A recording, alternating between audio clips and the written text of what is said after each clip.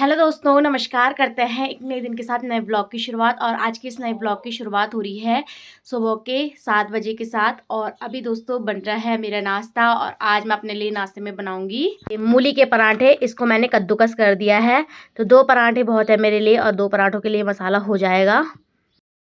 आटा मैंने रात का थोड़ा सा बचा हुआ है। वैसे तो मैं कोशिश करती हूँ कि मैं एक्स्ट्रा ना गूँथूँ आटा, जितना मतलब यूज़ होता है एक दिन में उतना ही गूँथूँ। पर आजकल मैं अकेले हूँ, तो फिर अकेले ना ऐसा होता है कि यार चलो अकेले हूँ तो चलो ऐसे ही बना लेंगे, खा लेंगे, है ना। तो अभी आटा बचा हुआ है तो फटाफट से मैं इसमें मसाले बनाती हूँ।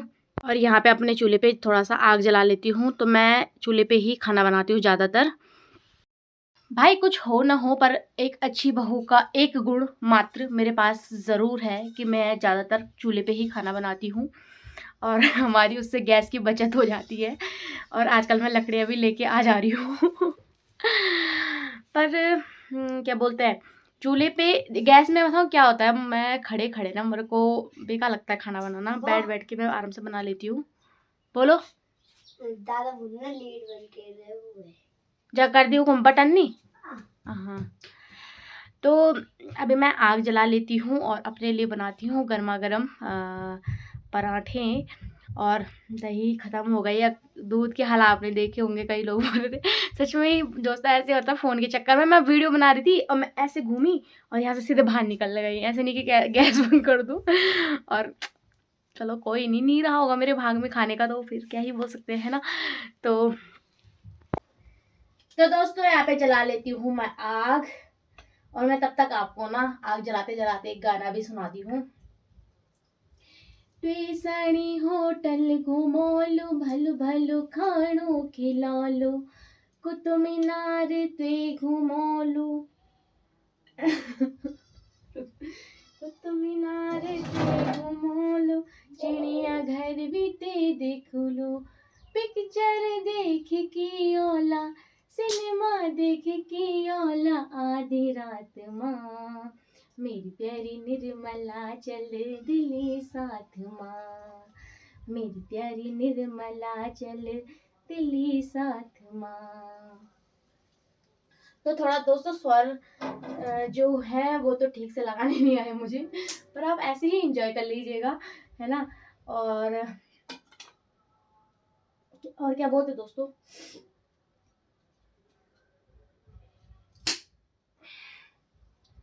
यहाँ पे मैंने लकड़ियाँ लगा दी हैं और अब इससे जलाएंगे।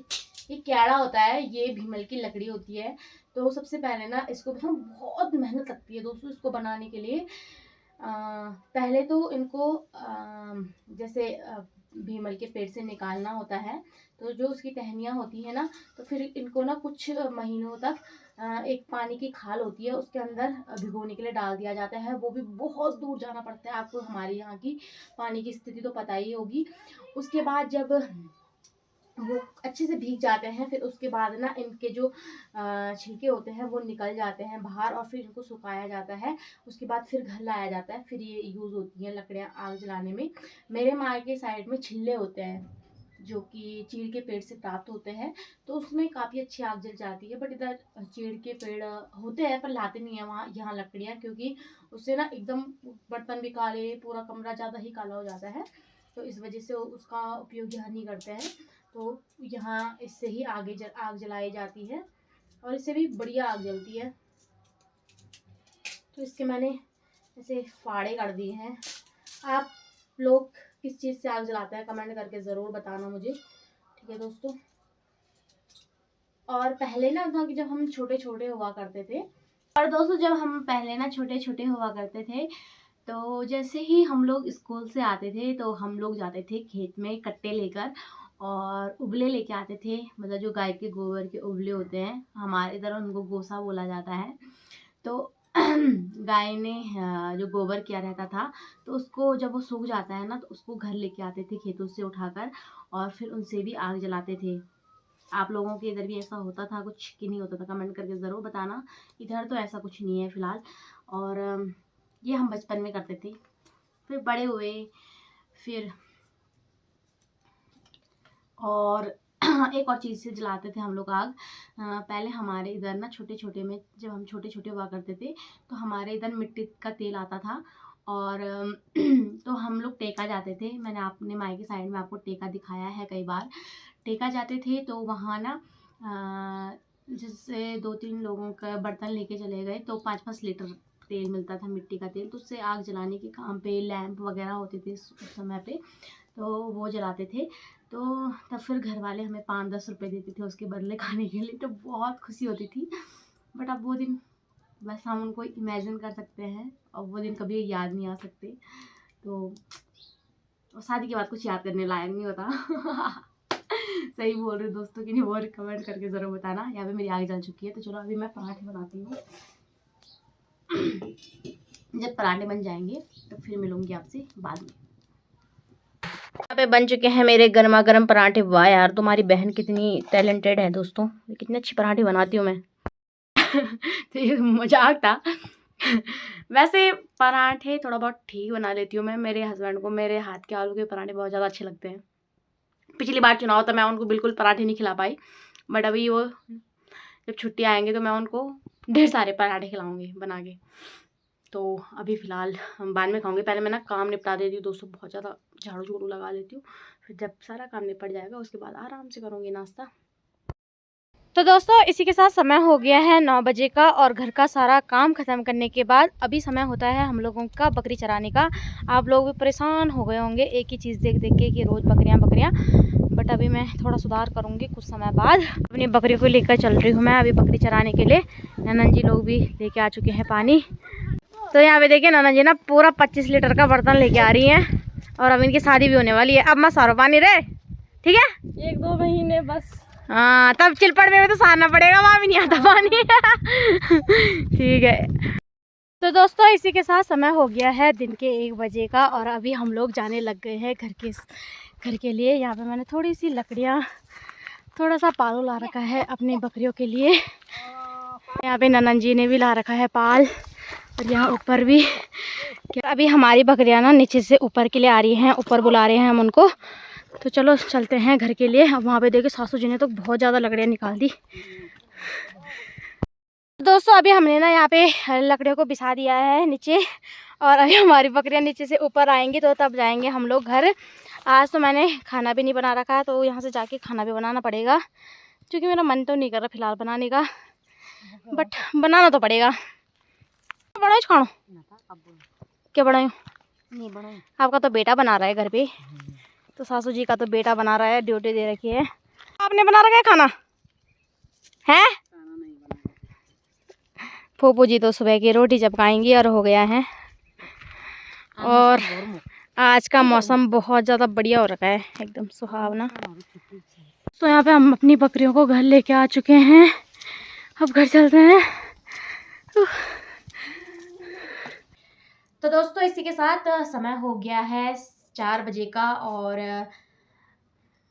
3 बजे तक आज मैंने खाना पीना खाया। बकरी से आने के बाद बनाया मैंने खाना, आज सुबह नहीं बना के गई थी, तो 3 बज गए थे। 2 बजे तक हम घर पहुँचे, तो होता है फिर हाथ पैर धुले, खाना बनाया है ना, तो खाते खाते 3 बज गए थे। अभी 4 बज रहे हैं, और आप लोगों के साथ एक अनाउंसमेंट करनी है कि अब से मैं बकरियां चराने नहीं जाऊंगी। मतलब अभी जाऊंगी कुछ दिनों तक, जब तक मेरी सासू जी आती हैं। जैसे वो आ जाएंगे उसके बाद अब मैं बकरियां चराने के लिए नहीं जाऊंगी। इसकी बकरी चराने के लिए मतलब अभी आप ऐसे ना सोचिएगा कि काम करने में आलस कर रही है या मतलब कुछ हो। मैं बता देती हूँ कि क्यों नहीं जाऊँगी। इसकी वजह से ना मुझे काफ़ी दिक्कतें हो रही है। क्या क्या दिक्कतें हो रही है वो बता देती हूँ। एक तो कहीं भी मीटिंग होती है तो फिर किसी के पास देनी पड़ती है अपनी बकरियों को चराने के लिए।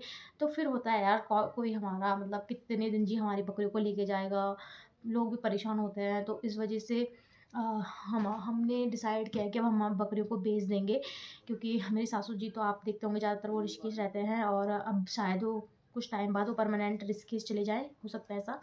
तो फिर अभी हम ना अपनी बकरियों को बेच देंगे, और फिर मैं अपने लिए बकरियां नहीं रखूँगी, क्योंकि जैसे मीटिंग में जाना होता है तो फिर किसी के पास तो अच्छा भी नहीं लगता बार बार किसी के पास अपनी बकरियों को देना, है ना। लोग भी परेशान होते हैं और खुद हम लोगों को भी दिक्कत होती है। दूसरा इसकी चक्कर में ना मैं डेली बकरी चराने के लिए जाऊंगी और डेली वही दिखाऊंगी कि मैं बकरी चरा रही हूँ, तो इस वजह से ना मेरे ब्लॉग भी नहीं बन पा रहे। और मैंने इतना मतलब अभी ना मुझे बहुत अफ़सोस हो रहा है कि मैंने इतनी मेहनत करी है यूट्यूब के पीछे, अपने 2-3 साल दिए और अभी मैं मेहनत नहीं कर रही हूँ। मेरा चैनल काफ़ी ज़्यादा डाउन हो गया है, आप लोग भी देख रहे होंगे। तो कहीं न कहीं मैंने लापरवाही करी, मेरे पे कमी रही, इसी वज़ह से ये सब चीज़ें हो रही हैं। तो मैं फिर कोशिश करूँगी कि मैं अच्छे व्लॉग बनाऊँ, थोड़ा-सा मेहनत करूँ खुद पे, कभी कॉमेडी वीडियोज़, कभी वैसी। तो उसके लिए मुझे भी प्रॉपर टाइम चाहिए, तभी जाके हो पाएगा और फिर मैं मीटिंग वगैरह भी अटेंड कर पाऊँगी।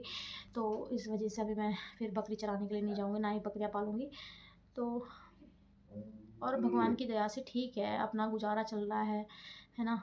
बाकी क्या ही चाहिए इंसान को, बाद में देखेंगे। 1 लट्ठियाँ रखूँगी अपने लिए तो बहुत है, जूठा-पीटा खाने के लिए। वो भी रखूँगी तो प्रॉपर नहीं, कन्फर्म नहीं है, क्योंकि अभी मैं अपने मायके जाऊँ, कहीं जाऊँ तो फिर कौन ही देखेगा, है ना? हमारा वो।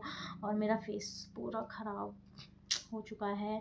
तो मुझे ना कभी-कभी अपने को देख के दया भी आती है यार दोस्तों, कि मेरी क्या हालत हो रखी है ना? तो आप लोगों को भी आती है, मुझे पता है, आप लोग कमेंट करके बोलते रहते हो।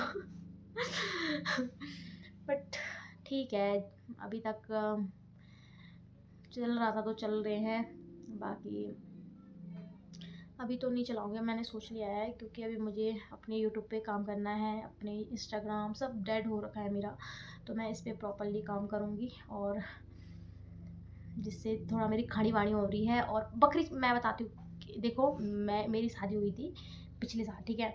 उस समय से हमने केवल 10,000 की बकरियाँ बेची बीच में, बस 1 साल के अंदर-अंदर। उसके उसके अंतर्गत हम उनको भाई मंडवे का आटा खिलाते हैं, उसमें तेल मिलाकर, चावल और बहुत सारी चीज़ें खिलानी पड़ती हैं, है ना? तो फ़ायदा क्या है मतलब? प्रॉफ़िट भी तो होना चाहिए, तभी तो कोई किसी चीज़ को करता है, तो इसी चीज़ के लिए तो। अभी जैसे गाय रखी होती तो उसका हम दूध पीते, घी खाते, छाछ पीते, दही खाते, तो लगता है यार कि हाँ, चलो मेहनत करके फ़ायदा भी है। अब मेरे को तो ये मेहनत करके कोई फ़ायदा नहीं दिख रहा दोस्तों। बस यही बात शेयर करनी थी आप लोगों के साथ। इस ब्लॉग को समाप्त कर देते हैं, कल मिलेंगे नए दिन के साथ, नई वीडियो के साथ। तब तक के लिए बाय बाय, गुड नाइट। ठीक है दोस्तों।